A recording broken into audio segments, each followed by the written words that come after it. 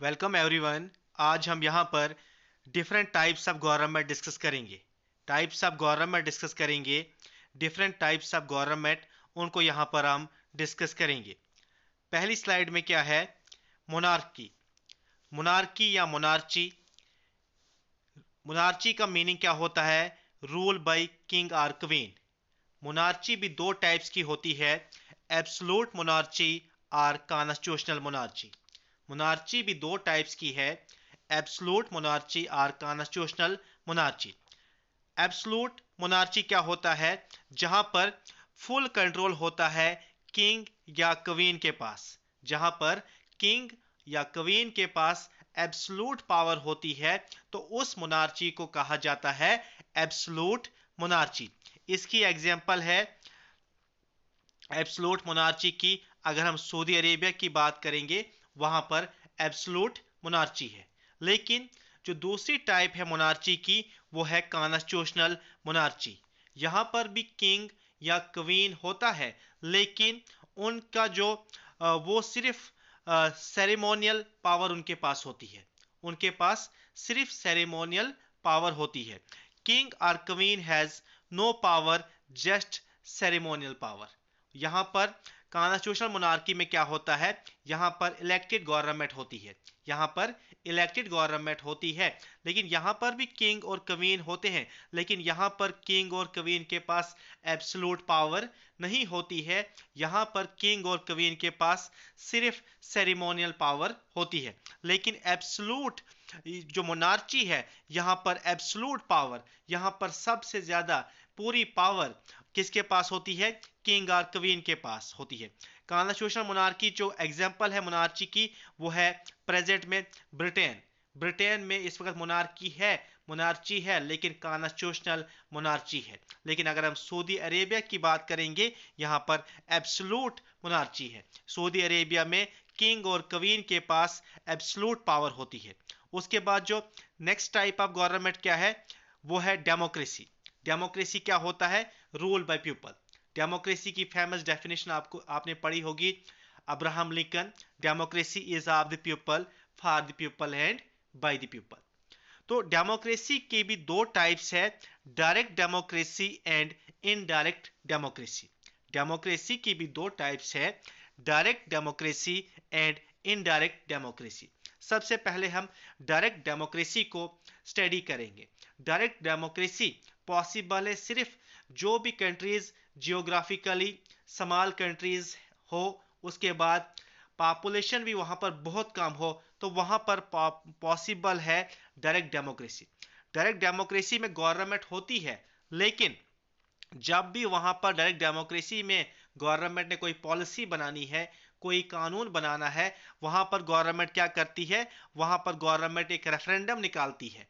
Referendum के जरिए, referendum के थ्रू कंट्री के लोगों से वहां पर गवर्नमेंट पूछती है, क्या हम ये पॉलिसी लाएं, क्या हम ये एक्ट बनाएं, क्या हम ये कानून पास करें।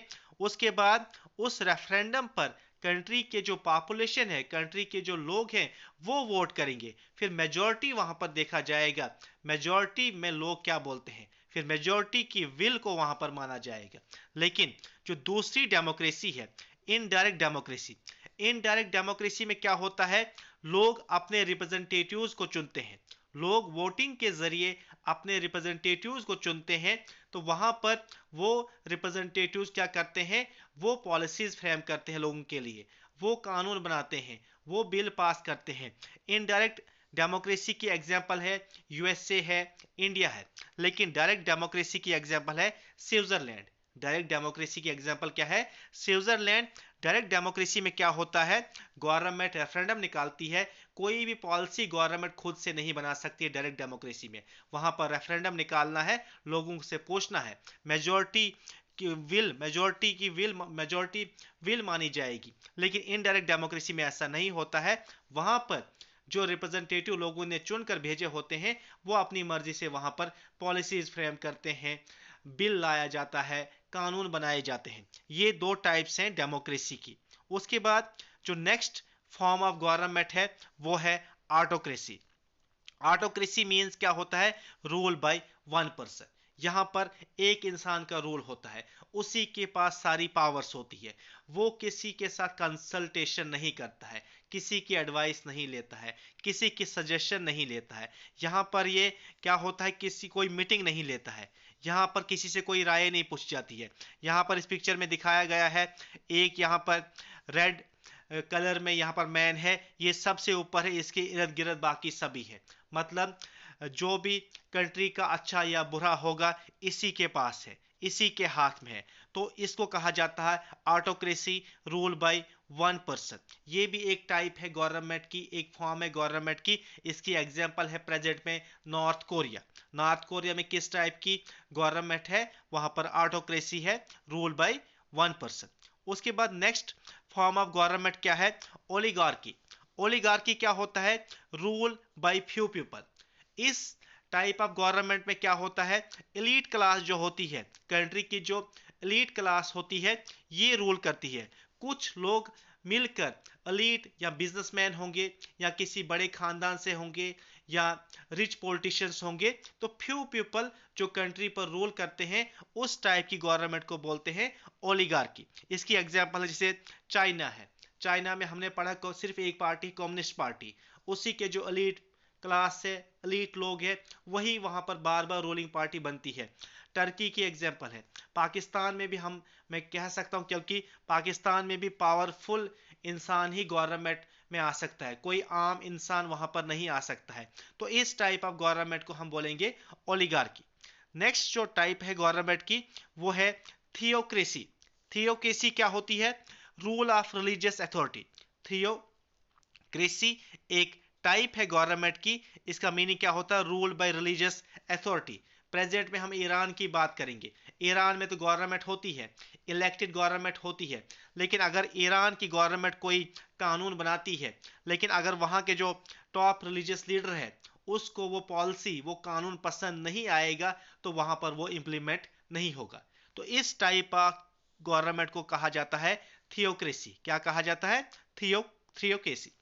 नेक्स्ट टाइप ऑफ गवर्नमेंट क्या है, मिलिट्री डिक्टेटरशिप। मिलिट्री डिक्टेटरशिप क्या होता है, रूल बाय आर्मी। जैसे एग्जांपल है म्यांमार की, यहां पर आर्मी रूल करती है, इसको कहा जाता है मिलिट्री डिक्टेटरशिप। उसके बाद एक टाइप है गवर्नमेंट की टेक्नोक्रेसी। टेक्नोक्रेसी क्या होती है, जिस कंट्री में एक्सपर्ट्स का रूल चलता है, जिस कंट्री में एक्सपर्ट्स कंट्री को चलाते हैं, एक्सपर्ट्स कंट्री के हेड होंगे, एक्सपर्ट्स रूलिंग होंगे, तो उस टाइप ऑफ गवर्नमेंट को बोलते हैं technocracy. Thank you so much.